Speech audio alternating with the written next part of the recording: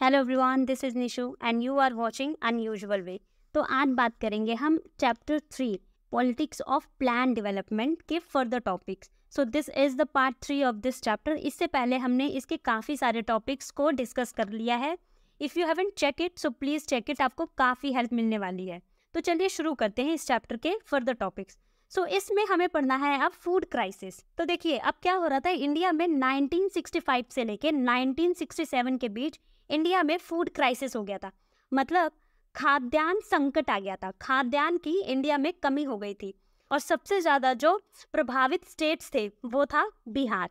देखिए 1965 से लेकर 1967 में इंडिया में फूड क्राइसिस आया, जिसमें बहुत सारे स्टेट सफ़र कर रहे थे, जिसमें सबसे मेन जो स्टेट था वो था बिहार, क्योंकि बिहार में फूड क्राइसिस बहुत ज़्यादा बढ़ गई थी, जिसकी वजह से बिहार में जो पॉवर्टी रेट था वो बढ़ने लग गया था, अनएम्प्लॉयमेंट रेट बढ़ने लग गया था और काफ़ी सारा संकट बिहार के लोगों को देखने को मिला। अब इसी के साथ साथ जब इंडिया में फूड क्राइसिस हुआ, मतलब खाद्यान्न की कमी होने लग गई, तो इंडिया ड्रॉट मतलब सूखा भी आ गया इंडिया में। इंडिया ने काफ़ी मुश्किलें झेली। अब बारिश की कमी होने लगी, रेनफॉल की कमी होने लग गई और उसी के साथ साथ इंडिया में फमाइन भी आ गया। तो देखिए इंडिया का ये पीरियड 1965 से लेकर 1967 का जो पीरियड था इंडिया के लिए काफ़ी ज़्यादा खतरनाक था, क्योंकि फूड क्राइसिस आने की वजह से इंडिया का जो इकोनॉमिकल पावर था, इकोनॉमिकल वेल्थ था, वो बिल्कुल डाउन हो गया था। बहुत सारे स्टेट से प्रभावित हो गए थे, सूखा पड़ गया था, अकाल पड़ गया था, लोगों के पास खाने के लिए भोजन नहीं रह चुका था। इसी के साथ साथ फूड डेप्रिवेशन भी आया। अब जैसे सूखा पड़ गया तो ऑब्वियसली जो फसलें थी, जो क्रॉप्स थी, वो तो खराब हो जाएंगी, उनका प्रोडक्शन बढ़ नहीं पाएगा, इवन उसका प्रोडक्शन घटेगा ही।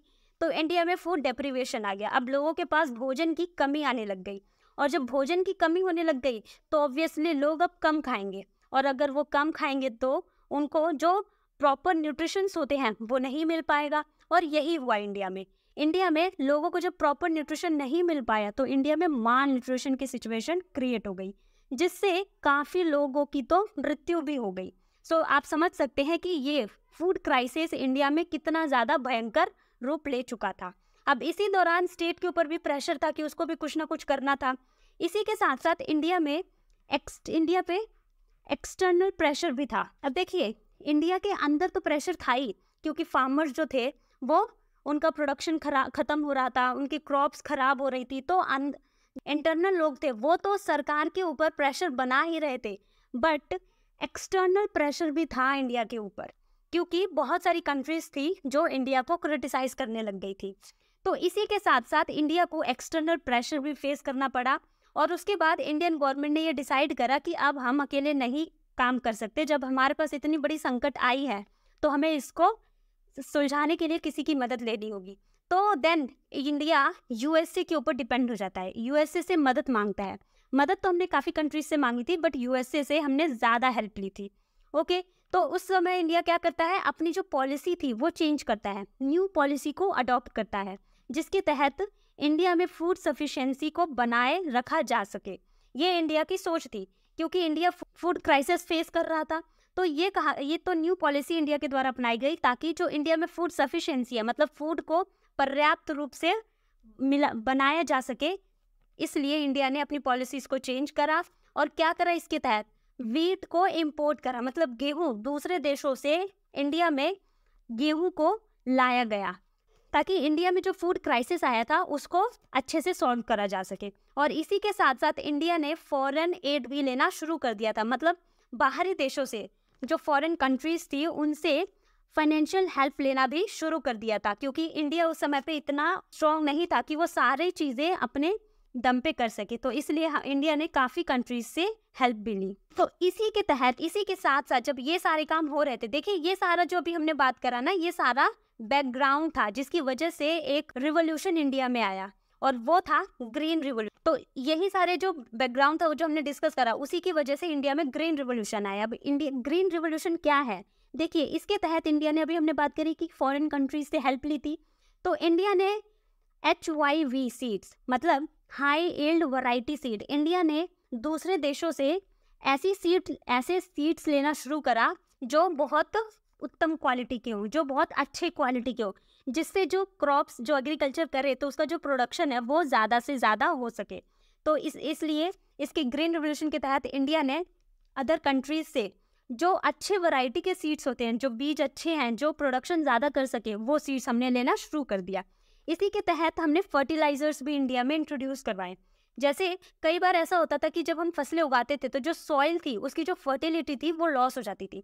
तो क्यों फर्टिलाइजर का यूज़ करके सॉइल की जो फर्टिलिटी है उसको बढ़ाया जा सकता है, तो इसीलिए इंडिया ने फर्टिलाइजर्स को भी इंडिया में इंट्रोड्यूस करा।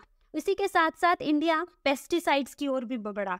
देखिए कई बार ऐसा होता है कि जब हम एक क्रॉप उगाते हैं उसके साथ साथ कुछ अन्य क्रॉप भी होते हैं, जो घास फूस होते हैं या कुछ खरपतवार होता है वो भी उग जाते हैं, तो वो हमारी जो मेन क्रॉप होती है उसको डैमेज करते हैं। तो इस तरीके से इंडिया ने पेस्टिसाइड्स भी खरीदे। इन्हीं को पेस्टिसाइड्स बोलते हैं जो हमारी फसलों को बचा के रखते हैं और जो कीटनाशक है उनको ख़त्म करते हैं। तो ये भी इंडिया में इसी समय इंट्रोड्यूस हुआ। और बेटर इरिगेशन फैसिलिटीज़, अब अभी तक इंडिया में क्या हो रहा था, प्रिमिटिव तरीके से, मतलब बहुत पहले से जो चलता आ रहा था उसी तरीके से हम लोग इरिगेशन कर रहे थे। बट जब ये समझ में आ गया कि भाई इंडिया में डिमांड जो है वो ज़्यादा है, तो हमें प्रोडक्शन भी क्या करना पड़ेगा, ज़्यादा करना पड़ेगा। और अगर हम प्रिमिटिव तरीके से ही चलते रहेंगे तो प्रोडक्शन तो ज़्यादा हो ही नहीं सकता। तो इसीलिए हाई टेक्नोलॉजी को इंडिया में इंट्रोड्यूस करा गया फॉर इरिगेशन।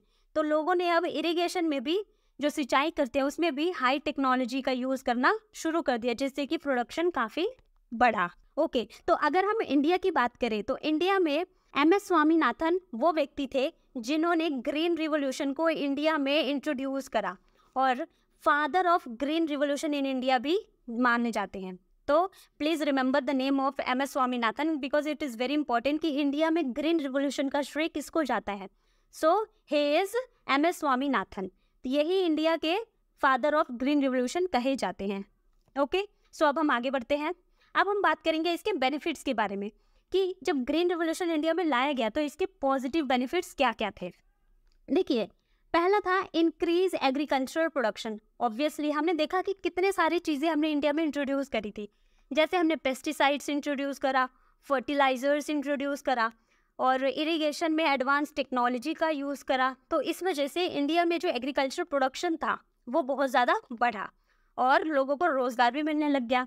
इसी के साथ साथ इंडिया में पेस्टिसाइड्स, केमिकल फर्टिलाइजर्स भी इंट्रोड्यूस हुए। इससे पहले इंडिया पेस्टिसाइड्स और जो केमिकल फर्टिलाइजर्स थे वो एग्रीकल्चर के दौरान यूज़ नहीं करते थे, बट ग्रीन रिवॉल्यूशन की वजह से लोगों ने ये यूज़ करना शुरू करा क्योंकि इनसे उनको ज़्यादा प्रॉफिट मिल रहा था। नेक्स्ट बेनिफिट था इरिगेशन फैसिलिटीज़। अभी तक हम लोग क्या कर रहे थे, प्रिमिटिव, मतलब बहुत पहले समय के जो करते आ रहे थे वही कर रहे थे, बट ग्रीन रिवॉल्यूशन के तहत हमने इरिगेशन में भी एडवांस टेक्नोलॉजी यूज़ करना शुरू कर दिया था और ग्रीन रिवॉल्यूशन से इंडिया की जो इकोनॉमिकल ग्रोथ थी वो भी बढ़ी। तो मतलब इंडिया को फ़ायदा काफ़ी ज़्यादा हुआ।